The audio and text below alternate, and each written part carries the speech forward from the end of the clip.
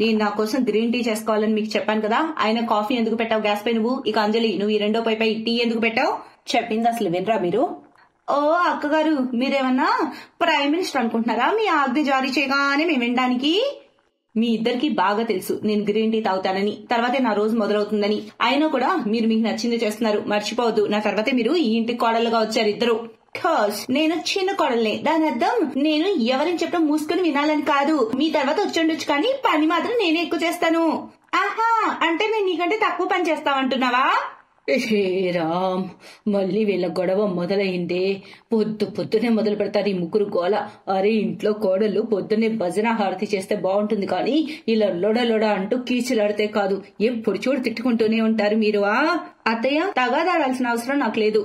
మీరు మర్చిపోకండి, వీళ్ళిద్దరూ రాకముందు ఈ ఇల్లు ఎంత ప్రశాంతంగా ఉండేది. అసలు తగాదాలే లేవు, పని కూడా సక్రమంగా అయ్యేది. కానీ ఈ ఇద్దరు తోడుగొడవలు వచ్చాక నాకు ఊపిరి ఆడకుండా చేస్తున్నారు. అత్తయ్య, అక్క ఎప్పుడు తనకు నచ్చింది చేస్తుంది. ఆహా, నువ్వేమన్నా తక్కువ? నువ్వు అంతేగా. నువ్వు నోర్మి.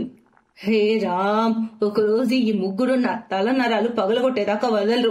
స్నానం కూడా చేయకుండా వంటింట్లోకి వచ్చి తగాదాలు మొదలు పెట్టారు. ఇక వెళ్ళండి, మీరు ముందెళ్ళి స్నానం చేసి రండి, దాని తర్వాత వంటగది పని చూడండి. ఆ తర్వాత ముగ్గురు కోడళ్ళు మూతి తిప్పుకొని స్నానాలకు వెళ్తారు. దాని తర్వాత ఇంటి పనులు మొదలు పెడతారు. ఈ విధంగా ఈ ముగ్గురు వంటగదిలో ఎప్పుడు కలిసినా ఏదో ఒక విషయంపై ఒకరికొకరు తిట్టుకుంటూనే ఉంటారు.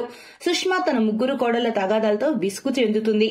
కానీ ఆమెకి ఏం చేయాలో తెలీదు. పాప ఆమె మాత్రం ఏం చేయగలదు? ఒకరోజు సుష్మా కొందరు స్నేహితురాలు ఇంటికి రానున్నారు. అందుకని సుష్మా తన ముగ్గురు కోడలను పిలిచి చెప్తుంది, ఈ రోజు మీరు కాస్త వంటలు ప్రత్యేకంగా చేయండి. ఈ రోజు ఇంటికి నా స్నేహితురాలు వస్తున్నారు.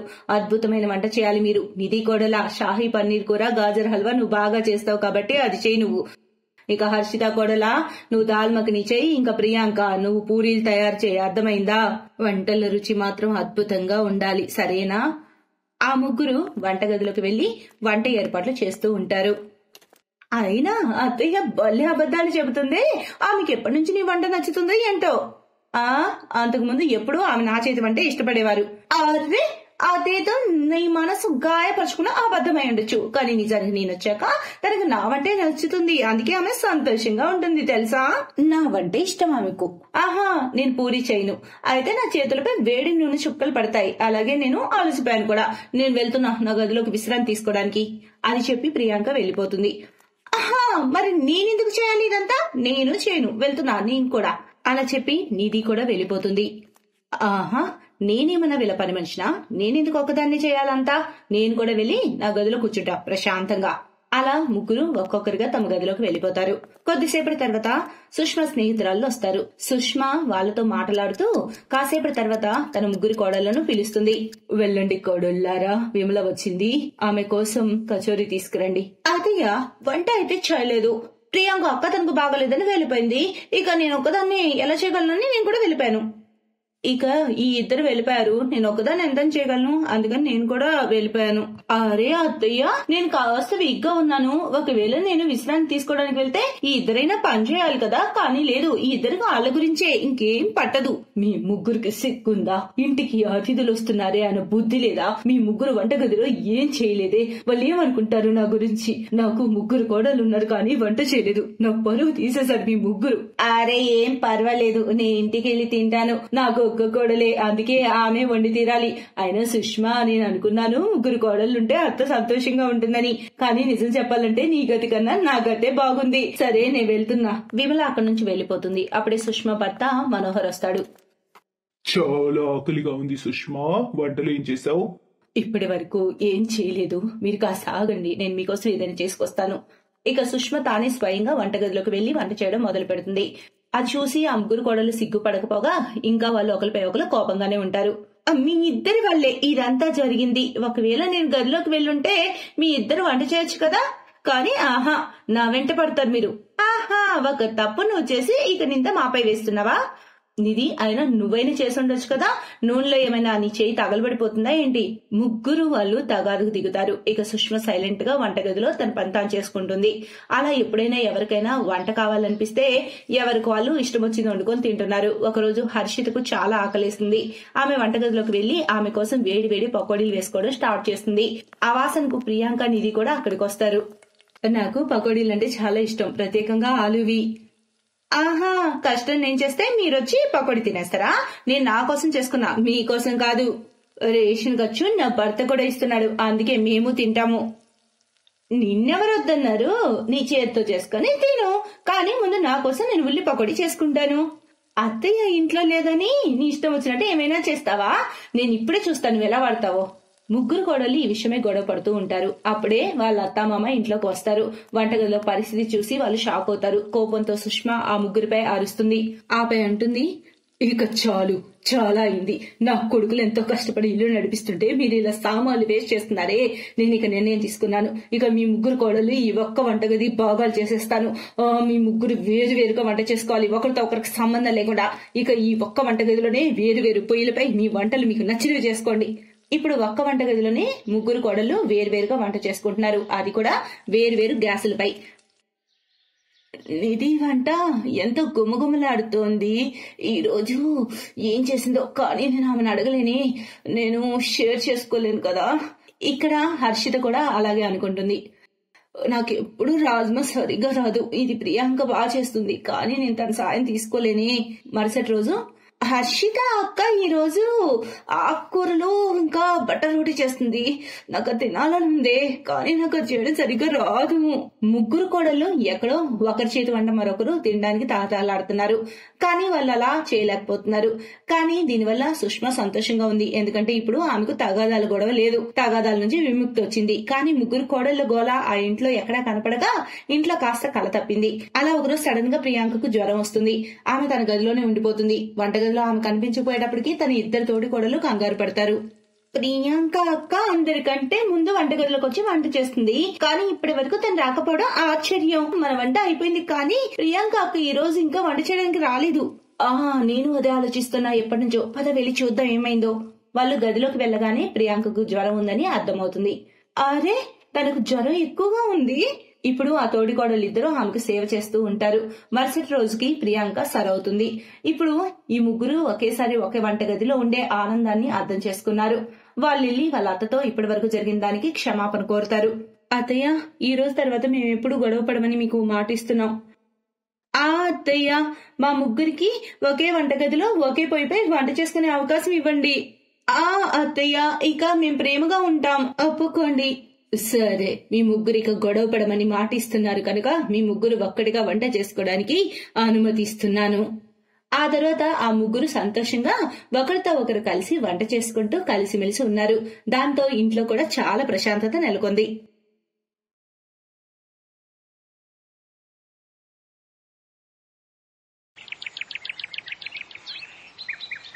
ఓహో నాయనా, ఇదేంటి నువ్వు మళ్ళీ రోటీలోకి ఈ పచ్చడి చట్నీయే చేసి పెట్టావు? ఫ్రిడ్జ్ లో కూరగాయలున్నాయి కదా, అవెందుకు వండవు? అమ్మా, పెట్టింది తినేయి. ఆ కూరగాయలు కూర వండాలంటే చాలా టైం పడుతుంది. వాటిని కడిగి కోసి ముక్కలు చేసి కూర చేయాలి. అమ్మో, అంతసేపు గ్యాస్ దగ్గర ఎవరు నిల్చొని ఉంటారు? లేదు, నా వల్ల అయితే కాదమ్మా. అరే, రేపు నువ్వు అత్తారింటికి వెళ్తే అక్కడ ఇలాగే బతుకం చూపిస్తావా? వాళ్లకు ఇలాగే బొట్టి రోటీలు పెడతావా? నువ్వు ప్రతిసారి అత్తారిల్లు ఎందుకమ్మా మధ్యలో తెస్తావు? అందుకే నేను ఎప్పుడు చెప్పేది నా కోసం పెద్ద అత్తారిల్లు చూడమని. అక్కడ నౌకర్లు చాకర్లు ఉండాలి, అప్పుడు నాకు ఇవన్నీ చేయాల్సిన పని ఉండదు. అలా కొన్ని రోజులు గడుస్తాయి. నయన కోసం ఒక పెద్దింటి సంబంధం వస్తుంది. కొన్ని రోజుల తర్వాత నయన పెళ్లి చేసుకుని అత్తారింటికి వెళ్లిపోతుంది.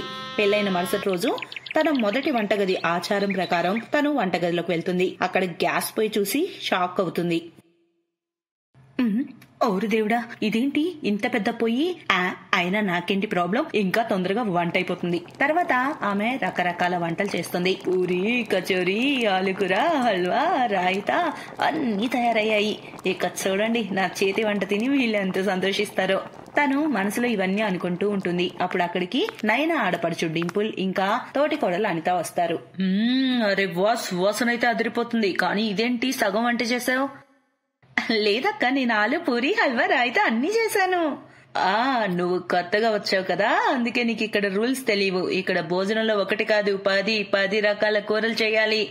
ఏంటి అంటే అందుకని నేను ఇంత పెద్ద గ్యాస్ పొయ్యి ఇక్కడ ఉంచారు? లేకుంటే ఏంటి, నువ్వెలా షాక్ అయ్యావంటే నేను 10 కాదు 100 రకాల కూరలు చేయమన్నంత. అదేంటంటే ఇక్కడ ప్రతి ఒక్కరికి ఒక్కొక్క కూర ఇష్టం. ఒకవేళ 1-2 కూరలు చేస్తే మిగతా వాళ్ళ ఆకలితో ఉండిపోతారు. అందుకే 10 రకాల కూరలు చేస్తాం. అప్పుడు వాళ్ళకి ఏం తినాలనిపిస్తే అది తింటారు, అంతే సింపుల్. చిన్న వదిన, ఇక మీరు నేటి నుండి ఇంటాచారాన్ని ముందుకు తీసుకువెళ్ళండి. అంతా అయ్యాక భోజనానికి పిలవండి మమ్మల్ని. పాపం నయనకు అది వింటూనే మతిపోతుంది. ఒరే బిడ్డ నైనా, చచ్చావే నువ్వు. కానీ మొదలుపెట్టు. ఝాన్సీ రాణిలా 10 కూరలు వండే పోరాటం ఇక మొదలుపెట్టు. ఇన్ని కూరలు నా పెళ్లిలో కూడా వండలేదు కదా, అలాంటి అన్ని ఒకేసారి నా చేపిస్తున్నారే. కాసేపటి తర్వాత ఆమె అందరి కోసం వంట చేసి వడ్డిస్తుంది. ఆమె చేతి వంట తిని అందరూ ఆమెను చాలా పొగుడుతారు. వాహ్, ఎంత రుచిగా ఉన్నాయి ఈ కూరలు. నిజంగా చిన్న కోడలా, నీ చేతిలో మాయుంది. ఇక నుంచి నువ్వే వంటింట్లో 10 రకాల కూరలు వండాలి.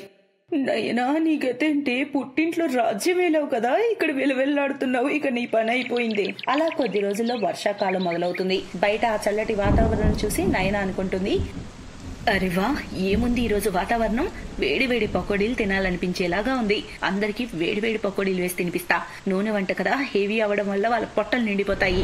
వాటితో పాటు కచోరీలు కూడా కొని చేస్తే రాత్రికి ఇక డిన్నర్ చేసే పని తప్పుతుంది. అన్ని రకాల కూరలు వండే బాధ నాకు ఈ రోజుకి తప్పుతుంది. నయన త్వరగా వంటింట్లోకి వెళ్లి పకోడీలు చేసుకొస్తుంది. అరే వదిన, ఏం చేస్తారు మీరు? మేము ఇవన్నీ తినము. మాకు ఆలు కూర, పన్నీర్ కూర, బెండకాయ ఫ్రై కావాలి. ఇక నా కోసం సొరకాయ కూర, పులుపు తీపిగా ఉండేది, ఇంకా గుత్తంకాయ. ఇక నా కోసం బీన్స్, గోబీ ఫ్రై చేయండి. దాంతో పాటు క్యాబేజీ కూర, దోసకాయ కూర, ఇంకా కాకరకాయ కూడా చెయ్యి. ఓరు దేవుడా, వీళ్ళకి అసలు బుద్ధ అనేది కొంచెమైనా పెట్టావా? వర్షాకాలంలో ఎవరైనా చట్పటా ఉండేవి తింటారు, వీళ్ళకి ఇప్పుడు కూడా 10 రకాల కూరలే కావాలి. ఓరు దేవుడా, నేను ఇక్కడ ఇరుక్కుపోయానే. పాపం నైనా కిచెన్ లోకి వెళ్లి 10 రకాల కూరలు చేయడం మొదలు పెడుతుంది. అత్తరింట్లో నా మొదటి వర్షం, నేను దాన్ని ఆస్వాదించాలి. కానీ నేను తప్ప అందరూ ఆ వర్షాన్ని ఆస్వాదిస్తున్నారు. నేను మాత్రం ఇక్కడ పొయ్యి దగ్గర నిల్చొని మండిపోతున్నాను. అయినా తప్పు నాదే. మొదటి రోజే వాళ్ళకి మంచి టేస్టీ ఫుడ్ చేసి పెట్టాను. ముందే అర్థమై ఉంటే మొత్తం కారం డబ్బా కూరలు వంపి వంట చేసేదాన్ని వాళ్ళకు. అప్పుడు నాకు కూరలు చేయమని చెప్పేవాళ్ళు కాదు. కోపంగా నైనా వంట చేస్తూ ఉండగా వేడి వేడి కూర చుక్కలు చింది ఆమె కంట్లో పడతాయి. నా కన్ను, అమ్మా, నా కన్ను, అమ్మా. మెల్లమెల్లగా ఆమె కన్ను ఎరుపుగా మారుతుంది. ఇక రాత్రి తను పడుకునేటప్పుడు కళ్ళు మండుతూ ఇంకా బాధగా ఉంటుంది. దానివల్ల ఆమె సరిగ్గా నిద్ర కూడా పోదు. నా కన్ను. ఒరేనైనా, నీ కంట్లో ఈ ఎరుపు రంగు పెరుగుతూ పోతుంది. నేను ఐ డ్రాప్స్ వేస్తాను, దాంతో నీకు ఉపశమనం లభిస్తుంది. రోనక్ నయన కళ్ళలో ఐ డ్రాప్స్ వేస్తాడు. దాంతో నయన కాస్త నిద్రపోతుంది. కానీ మెల్లమెల్లగా ఆమె కంట్లో నొప్పి, వాపు పెరుగుతూ ఉంటుంది. అలా కొన్ని రోజులు గడుస్తాయి. ఒకరోజు, ప్రతిరోజు రకరకాల 10 వంటలు చేయలేక నేను అల్లాడుతున్నాను. ఇంట్లో కూరగాయలు లేవు, బయట వర్షం భారీగా ఉంది. ఒక పని చేస్తాను, ఈ రోజు ఆలూతోనే 10 రకాల కూరలు 10 విధాలుగా చేస్తాను. ఆమె ఆలూతోనే రకరకాల వెరైటీలు చేస్తుంది. ఆలు దమ్, ఆలు మటర్, ఆలు గోబీ, అలా ఆలుతోనే రకరకాలుగా 10 విధాలైన కూరలు చేస్తుంది.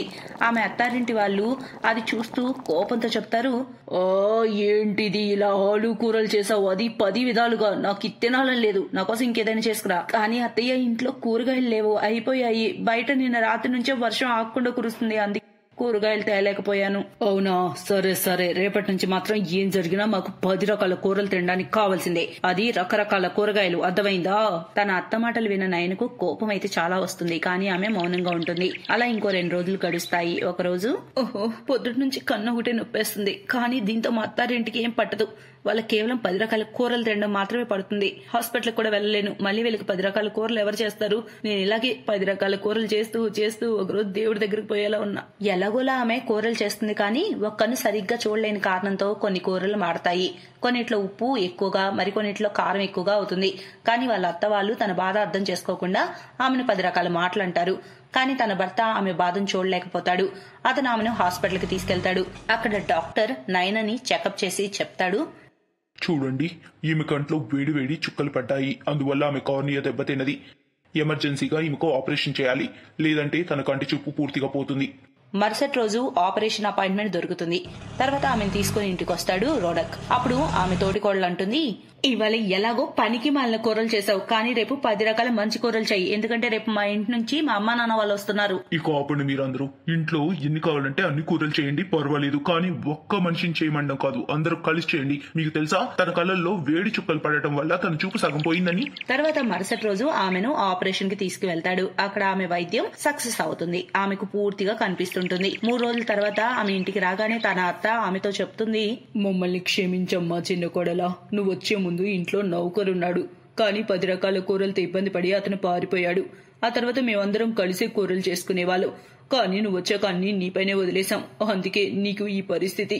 కానీ ఇక నువ్వు ఒక్కదానివే పని చేయాల్సిన అవసరం లేదు. మేమందరం కూడా నీకు సాయం చేస్తాం. ఇక 10 రకాల కూరలు కాదు, కేవలం 2 రకాల కూరలే ఇంట్లో వండుతాం. అందరూ అవే తినాలి. ఇక నీకు ఏ ఇబ్బంది కలిగించం. తన అత్త నోటి నుండి ఆ మాటలు విని నయన చాలా సంతోషిస్తుంది. ఇక ఆమె ఎంతో సంతోషంగా తన అత్తింటి వాళ్ళతో ఉంటుంది. Best buddies.